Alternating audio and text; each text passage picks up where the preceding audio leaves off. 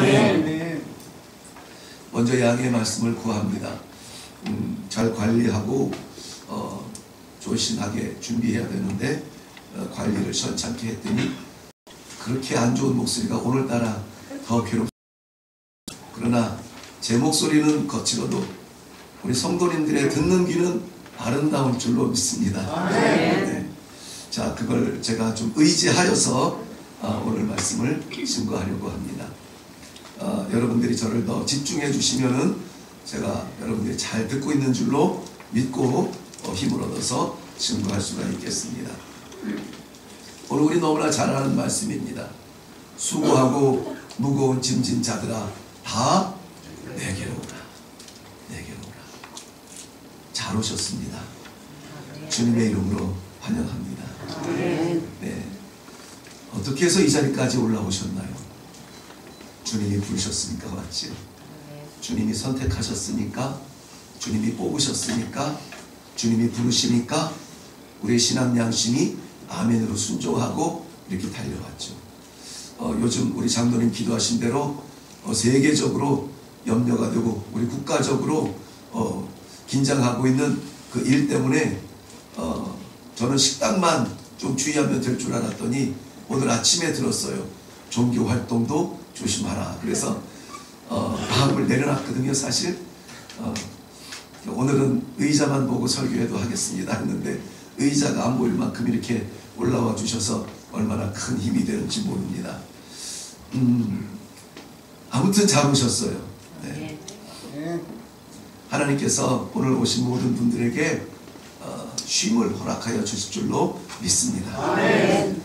지금 이때는 그야말로 전 세계가 온 나라가 긴장하는 때이지만 오늘 본문 말씀 25절에 시작할 때에 그때에 이렇게 이야기하고 있어요. 그때에 예수께서 대답하여 이르시되 천지의 주제이신 아버지여. 예수께서 뭐해서 대답하여 이르시되 언제냐면 그때가 언제냐면 예수님과 제자들이 대화하던 때예요. 어떤 엄청난 사건이 일어났던 때 아니고 무슨 역사적인 사건이 나타났던 때가 아니라 그 바로 앞에 사건인데 이야기인데 뭐냐면 예수님과 제자들이 이야기할 때 소통할 때 그때에 예수님께서 대답하여 이르셨다 이렇게 말씀하고 있는 거예요. 그때가 참 중요하지 않습니까? 우리에게 중요한 때는 언제입니까? 많죠. 우리 인생의 반려자를 만나서 반려자라는 말 맞죠? 네. 요즘 하도 반려견 해서 반려자 하면은 혹시 애완 이렇게 생각이 드는데 반려자가 맞습니다. 원래 우리 사람 간의 만남이에요. 인생의 반려자를 만나서 결혼했던 그때도 정말 소중하고 기억에 남는 그러한 때입니다. 또 어떤 때가 있습니까? 우리의 태어났을 때도 중요하고 대학을 갔을 때도 중요하고 사업을 시작했을 때도 중요하고 여러 가지 중요한 때가 참 많습니다. 그런데 오늘 본문 말씀에 의지하면 정말 중요한 때는 언제냐면 우리 주님과 소통할 때, 주님과 얘기할 때, 아버지의 말씀을 듣고 아멘으로 화답할 그때가 인생의 가장 소중한 때인 줄로 믿습니다. 그때가 언제냐면 오늘 우리는 25절부터 읽었지만 마태복음 11장 1절부터 24절에 있는 그 상황의 때예요. 그때가 바로 예수님과 제자들이 도란도란 이야기하는 때예요. 거기에 두 가지 중요한 이슈를 가지고 이야기하시는데요. 먼저는 1절부터 19절까지는 예수님이 세례 요한에 대해서 말씀하세요. 이 배경이 왜 중요하냐면 오늘 우리가 본문에서 핵심으로 뽑아내고 있는 쉼을 주리라. 그 쉼이 어떤 쉼이냐 하는 것이죠. 안락의 의자에 앉아서 좋은 음악을 들으면서 커피 한 잔에 평안한 쉼이 그게 쉼이냐? 우리 주님이 말씀하는 쉼은 어떤 쉼이냐? 이야기할 때에 쉼이 있는 것 같으나 쉼이 없는 삶이 무엇인지를 먼저 예수님이 말씀하고 있거든요. 그게 우리 앞에서 나눈 말씀이에요. 1절에서 19절까지 세례 요한에 대해서 말씀하시고요. 20절부터 24절까지는 중요한 이름들 몇 가지를 이야기해요. 제가 말씀드릴게요. 고라시나, 벳세다야, 두로야, 시도나, 가버나움아, 이름을 이야기하세요. 그 이름이 무슨 이름이에요? 어디? 지명이에요. 지명. 지명인데 보통 지명이 아니라 도시 이름인데 아주 유명한 도시들이에요. 어떤 도시냐면은 다 설명드리기는 어렵지만 대표성을 띠고 있는데, 이 도시를 떠오르면 어떤 생각이 나냐면은 참 풍요로운 도시다. 예를 들면 시돈, 두로와 시돈. 두로는 항구 도시니까는 당연히 상업이 활발하고 경제가 활발한 곳이 두로. 시돈, 왕이 살던 곳 시돈. 우리 구약 성경에 열왕기상 18장 17장 보면은 아합 왕이 있죠. 아합 왕의 부인이 이세벨이라고 하는 여인인데요. 이세벨이 누구냐면은 시돈 왕 엣바알의 딸이에요. 그러니까는 시돈이라고 하는 것은 시돈 땅 왕의 왕궁이 있는 그 자리니까는 그저 개발이 안 될래도 안 될 수가 없는 그 땅이에요. 잘 사는 데죠. 그리고 가버나움이라, 우리 가버나움 많이 들었습니다. 다윗의 아들로서 이 땅에 왔으나 다윗의 본토인 예루살렘 성 중심으로 사역하지 아니하고 갈릴리 지방, 저 지방의 갈릴리 지역에서 사역을 했는데, 갈릴리 지역에서 공생의 사역을 하던 그 사역의 본부가 어디냐? 가버나움이에요. 그러니까 예수님의 생애가 대부분 공생의 사역이 가버나움에서 일어났고, 예수님께서 하나님의 아들 되심과 예수님께서 구원자 되심을 기적으로 베풀어 주시는 것을 어느 땅에 있는 사람들보다 많은 사람들이 봤어요. 죽은 자를 살리고 병든 자를 일으키시고 과부와 고아 곁에서 저들을 안으시고 축복하시고 말씀으로 하늘을 선포하시고, 그 모든 말씀에 풍요로움이 있는 데가 어디냐? 가버나움이에요. 물질에 풍요로움이 있는 데가 어디냐? 두로와 시돈이에요. 그런 모든 땅들이 물질이 풍요로우니까는 그 물질을 지키기 위해서 뭐 조마조마한 마음을 이것을 감추기 위하여서, 안전하게 지키기 위하여서 이곳저곳 사람들 따라다니다가 사람을 넘어서 이제 신들을 따라다니다가, 그러다 보니까는 이 지역들이 우상 숭배의 온상이 되어가고 있었던 것입니다. 그는 굉장히 풍요로운 곳이라고 했습니다.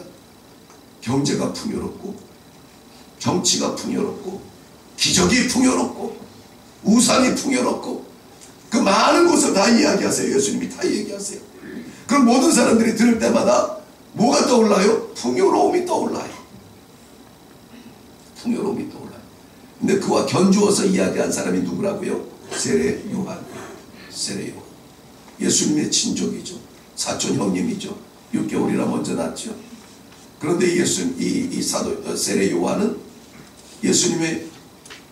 예수님과 동행하거나 예수님과 함께 사역하거나 그런 적은 없어요.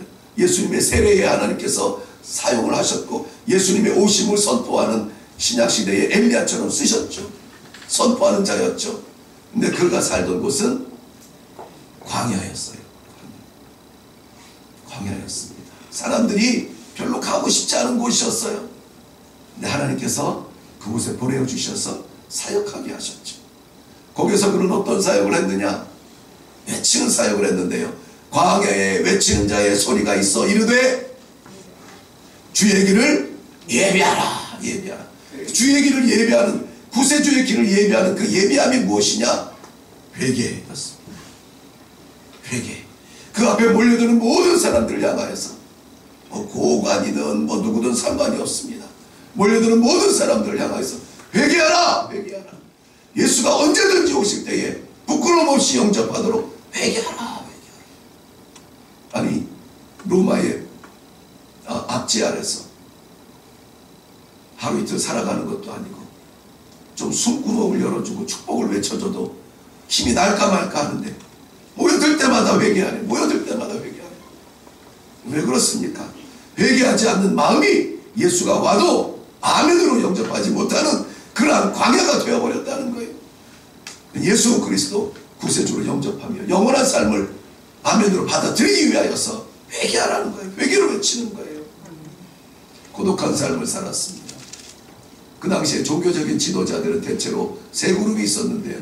우리가 잘 아는 대로 사두개파가 있었고 또 바리새파가 있었고, 그렇죠?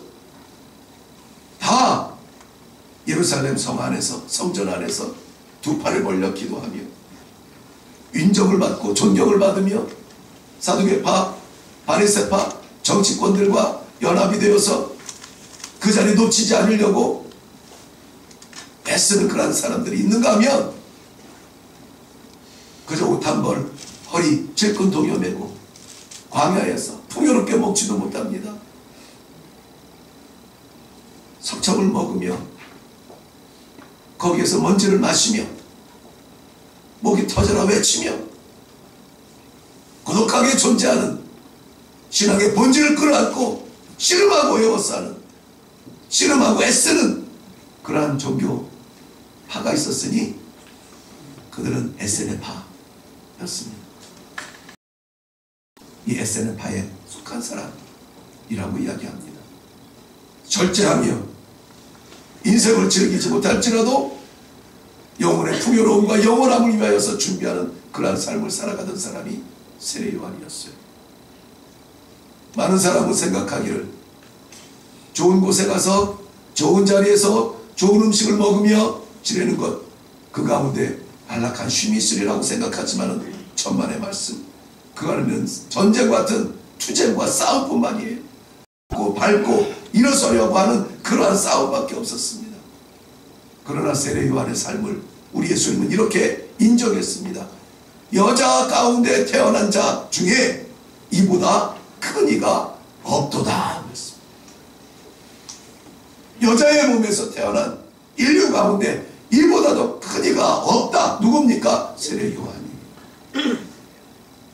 힘이 없는 광야에서의 삶인 것 같으나 예수님 보시기에는 이야말로 이가 진정한 쉼을 누리는 사람이었다 라고 말하고 있는 것입니다. 하나님께서 선택하신 사람은 자리에 좌우하지 않습니다. 하나님께서 선택하신 사람은 어디에서 무슨 일을 하느냐가 좌우되지 않습니다. 그의 마음에 있는 하나님의 영원하신 안식을 누리고 영원하신 안식을 선포하며 안식을 위하여서 사역을 감당하는 그러한 사람들이 하나님의 선택받은 사람들이라는 것입니다. 하나님께서 선택하여 주시어서 오늘도 우리에게 안락한 자리가 아니라 불편한 자리로 불러주세요. 제자들에게도 이 두 가지 삶을 비교하면서 풍요 가운데 갈급함을 누리며 전쟁 가운데 살아가는 그러한 도시들이 있다. 도시는 아니고 광야의 삶이지만 그러나 여자 가운데 이보다 더 큰 이가 없는 그러한 선택이 있다. 너희는 어떤 선택에 어떤 삶을 살래? 하고 물어보시는 것이죠. 어떤 삶을 살기를 원하십니까? 오늘 하나님께서 이 자리에 불러주신 우리 모두를 향하여서 이렇게 말씀하십니다. 수고하고 무거운 짐진 자들아. 우리 모두는 다 이 수고와 무거운 짐을 지고 살아갑니다. 나는 고생하는 거 없어요 라고 말할 사람은 없어요. 모두 다 고생하며 나름대로의 수고를 끌어안고 있습니다. 보기에 편해 보여서 그렇죠. 이 고민이 없는 사람이 어디 있겠어요? 저라고 없겠습니까? 목사님은 그저 맨날 성경 읽고 그냥 교회 안에서 사시니까 늘 찬송 부르고 염려가 있겠어요? 천만의 말씀, 만만의 공덕입니다. 저의 고민이요 묻지 않습니다. 문제가 없는 사람이 없다는 말씀이죠. 우리 주일학교 아이들한테 가서 물어보세요.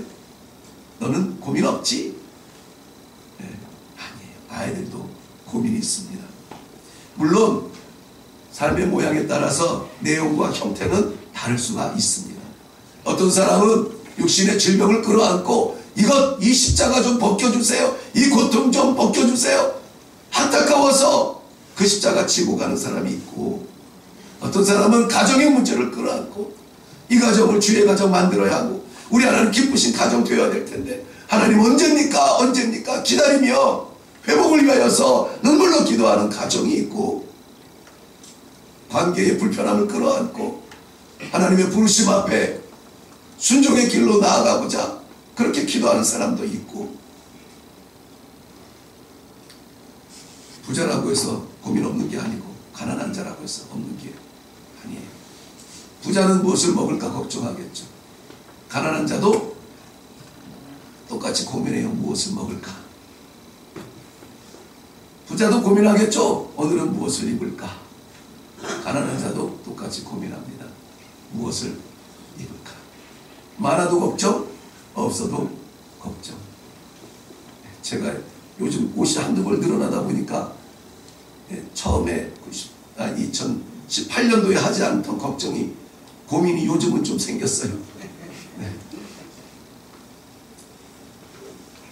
오늘 말씀, 수고하고 무거운 짐진 자들아,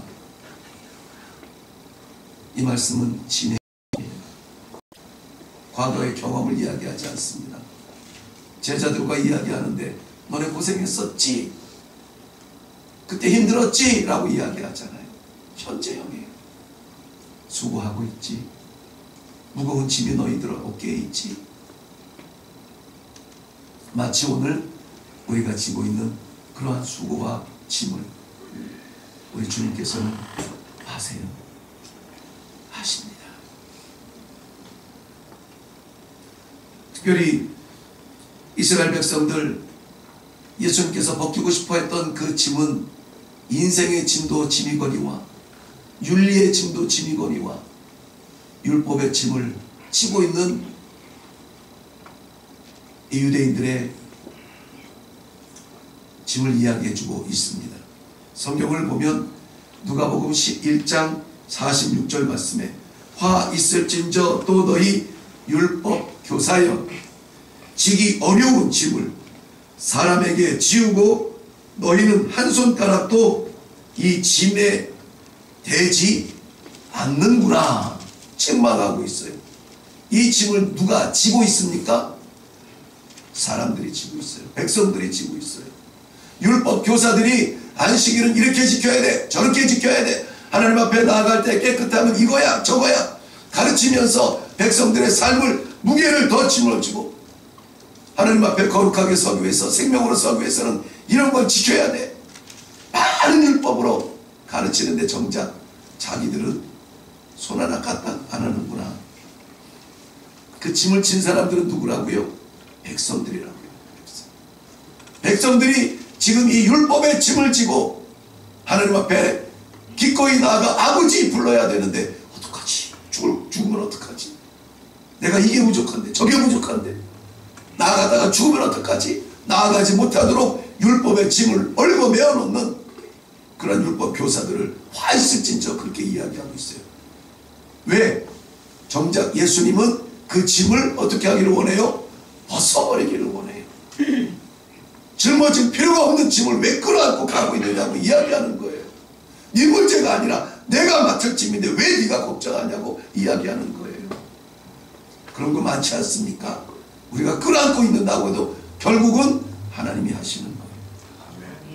우리가 애를 쓰고 노력하고 발버둥 친다 하더라도 결론은 이렇게 내리잖아요. 하나님이 도와주셨어요. 아멘. 그러한 삶이 우리에게 얼마나 많이 있습니까? 하나님께서 택하신 사람들에게 오늘도 이렇게 불러주시는 거예요. 어서 와라.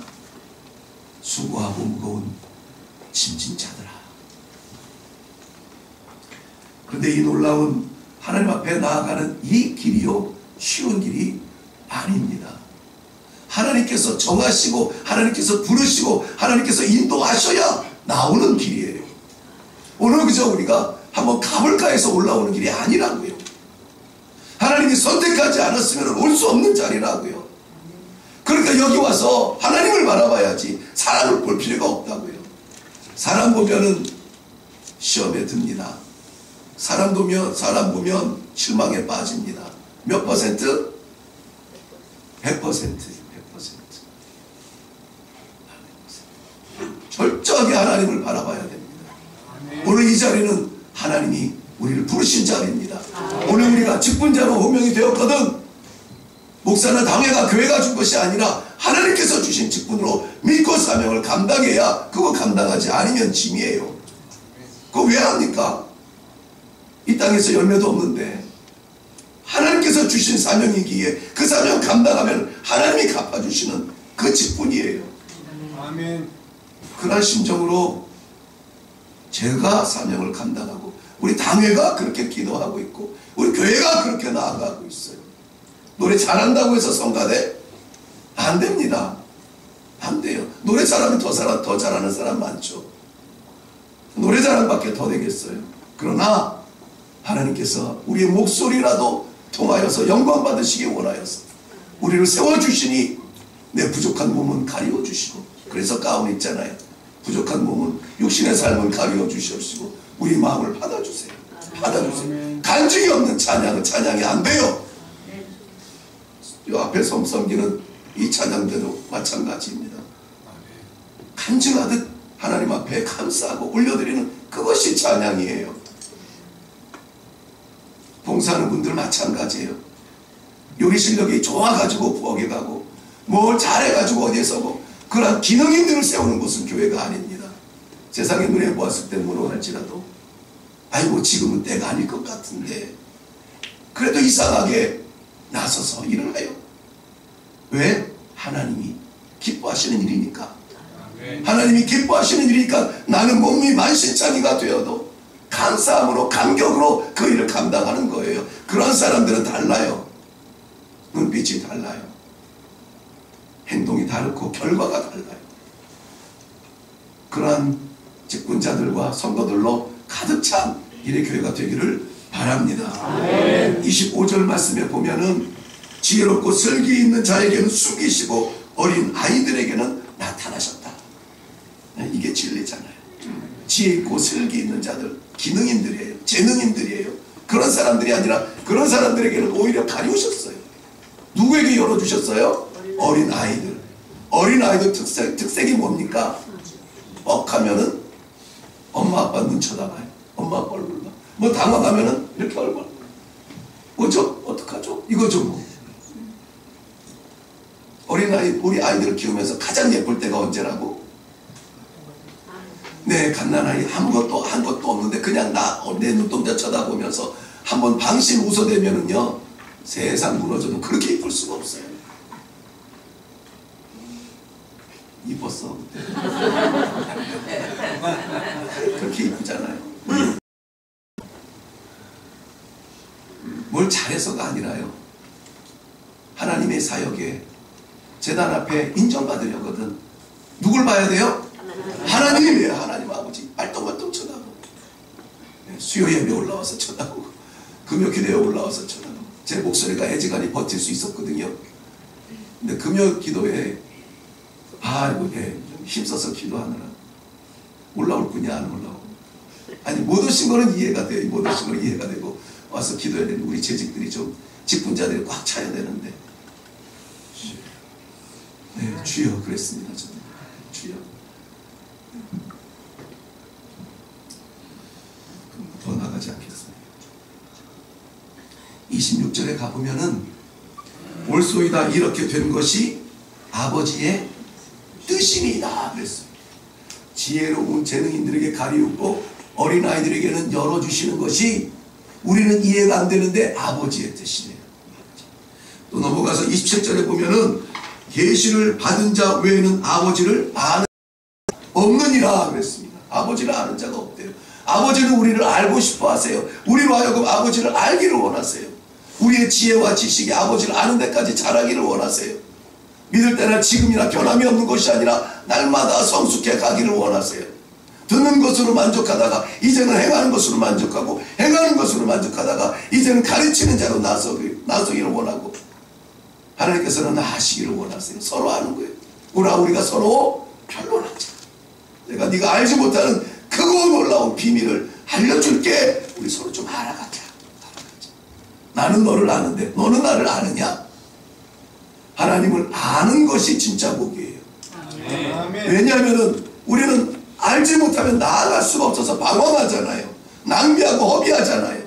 하나님을 분명히 알면 이럴 때도 어디로 가야 될지 알아요. 저럴 때도 무엇을 해야 될지 알아요.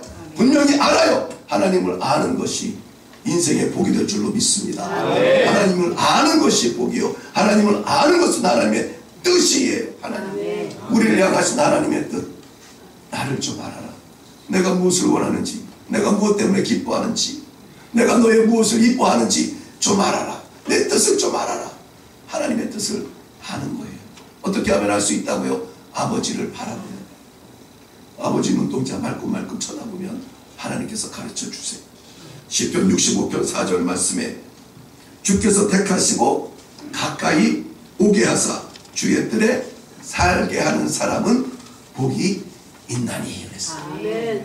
복이 있는 사람은 아버지와 함께 사는 거예요. 같은 뜰에, 그 뜰이라고 하는 것은 집안 중에서도 함께 거니는 자리, 같은 뜰에 우리 하나님과 무슨 자리? 동행하는 자리. 그런 자가 어떤 자라고요? 복이 있는 자라는 거예요. 우리 모든 성도님들 이 복이 있기를 바랍니다. 아멘. 깜깜한 골목길을 걸어도 하나님과 동행하는 복이 있기를 바라요. 아멘. 재정의 바닥에서도 하나님과 동행하는 복이 있기를 바랍니다. 아멘. 재물 빼앗기고 하나님 얻으면 재산을 얻는 것보다 큰 복이 있는 것이에요. 우리가 주의 집에 사는 것 아무나 들어가서 못 삽니다. 하나님 택하셨으니까 사는 거예요. 그러니 감사하지 않을 수 있어요. 감사한데 찬송하지 않을 수 있어요. 찬송하는데 나아가서 펄쩍펄쩍 뛰며 증거하지 않을 수 있어요. 우리 이래교회가 이러한 힘이 좀 있기를 바랍니다. 아멘. 힘이 있기를 바라요.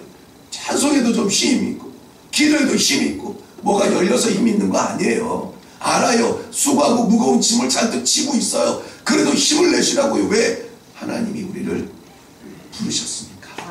괜히 불렀겠어요? 하나님이 왜 불러셨는지 아세요? 오늘 이 자리는 우리가 예배드리러 나온 자리가 아니라 하나님의 초청의 자리. 나를 부르신, 하나님 나를 뽑으시고 부르신 초청의 자리. 저를 한번 따라서 할게요. 이 자리는 하나님의 초청의 자리. 왜 초청하셨냐면요, 하나님께서 이 약속을 주고 싶은 거예요. 무슨 약속이냐? 28절 하반절 말씀에 내가 너희를 쉬게 하리라. 쉬게 하리라. 쉬게 하리라. 하나님의 약속은 무거운 짐 벗고 쉬게 하는 것인데, 이 쉼은 인생에 잠깐 내려놓는 짐이 아니에요. 쉼이 아니에요. 잠깐 쉬는 쉼이 아니에요. 요한복음 4장에 보면은 수가성에서 예수님을 만난 여인이 나옵니다. 아시죠? 네. 인생의 행복을 위해서 얼마나 몸부림쳤던 여인입니까? 최고의 행복을 찾아가기 위해서 오늘도 이 남편, 내일도 저 남편, 지금 있는 남편도 만족이 되지 않아요. 예수님은 그걸 아세요. 예수님이 그 여인의 쉼을 위하여서 주신 말씀이 있습니다. 너희가 이 물을 마시면 다시 목마르려니와 너희가 세상의 길을 잡으면 다시 또 다른 문제가 너희를 갈증나게 하려니와 내가 주는 이 물을 마시는 자는 얼마 동안? 영원히 목마르지 아니하리라. 아멘. 아버지가 주시는 이 물은 영원히 목마르지 아니하는 그 샘물이에요. 아버지가 주시는 약속하는 쉼은 영원한 쉼이에요. 아멘. 다시 고민하지 않아도 되는 쉼이에요. 다시 쓰러지지 않아도 되는 쉼입니다. 그러한 쉼을 우리 주님께서 주시겠다는 건데, 끝날 것 같지 않은 그 고통과 고난과 그 아픔과 공포, 그 죄의 짐 벗고 내가 쉬게 해줄게. 아멘. 누구의 약속이세요? 하나님. 하나님의 약속이세요. 내가 쉬게 하리라. 베드로전서 5장 7절 말씀에는 너희 염려를 다 주께 맡기라. 이는 그가 너희를 돌보시니라. 아멘. 돌보시니라. 그걸 안으시는 거예요. 돌보시니라. 우리 하나님께서 그걸 안으시고 돌봐주시면 그게 최고인 거죠. 아멘.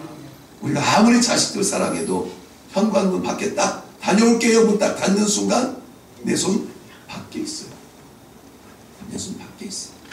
우리 아이들 죄송해요. 우리 가정 얘기해서 죄송하지만은요.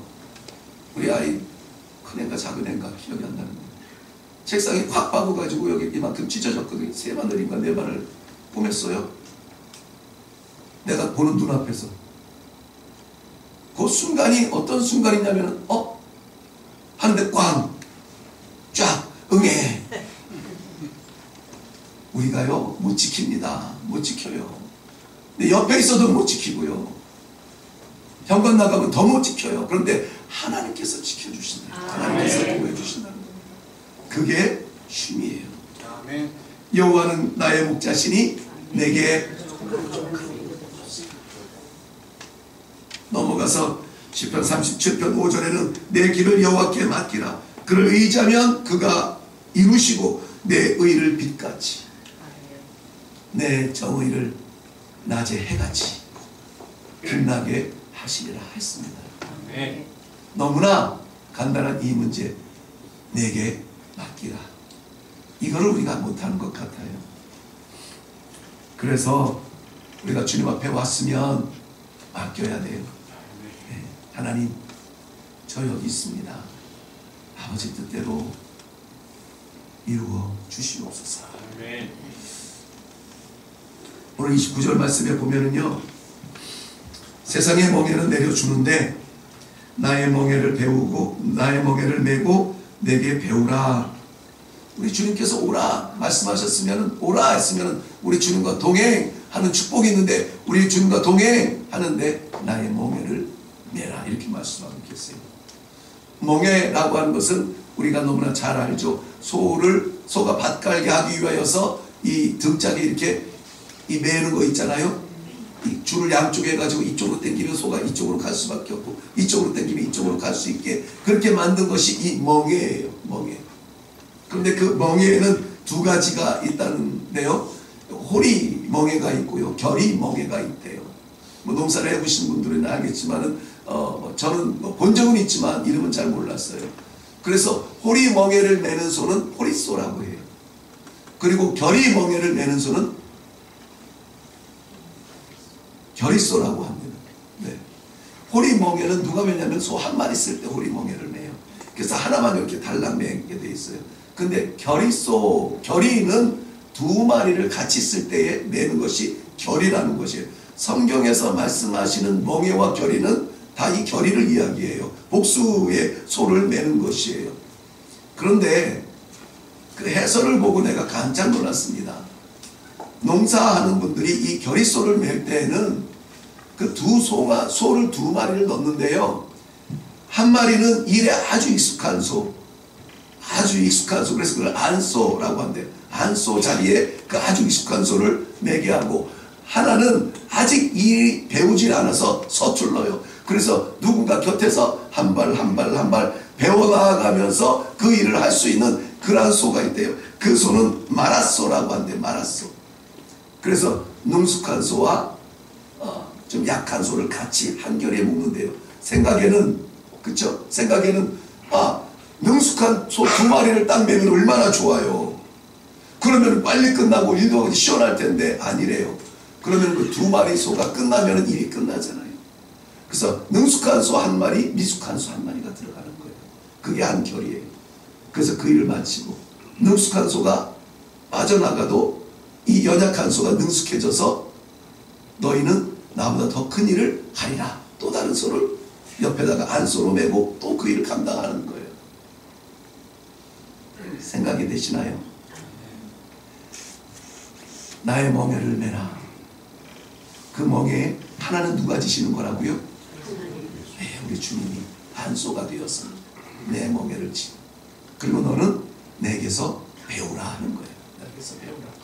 나의 멍에는 쉽고 가벼우니라.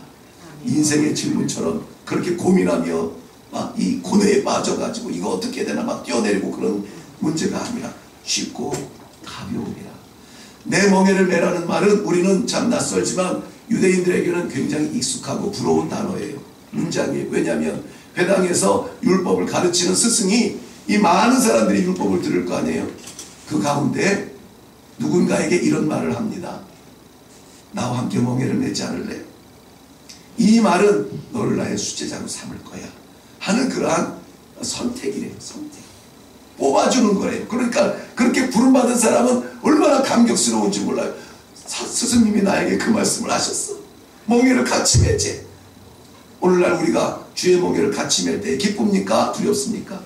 기뻐야 돼요. 기뻐야 돼요. 주님과 같은 멍에를 매겠다고 주님이 초청하시는 거예요. 그의 옆으로. 그런데 주님의 멍에는 쉽고 가볍대요. 그 말은 무슨 말입니까? 주님께서 이미 이루신 거라는 것이죠. 해보신 거예요. 뭡니까? 사랑의 멍에입니다. 사랑 때문에 보좌를 포기했고, 사랑 때문에 이 땅에 오셨고, 사랑 때문에 육신으로 태어나시고 하신 거예요. 해보니까 쉽더라. 우리 주님의 사랑의 멍에를 같이 메고 이 한 해 동안 직분자로서 살아갈 때에 우리 삶의 자취는 사랑의 열매들이 가득 찬 귀한 이 한 해의 쓰임이 되기를 주님의 이름으로 축원합니다. 아멘. 기도하겠습니다. 내게로 오라, 내게로 오라. 나의 멍에를 같이 매자.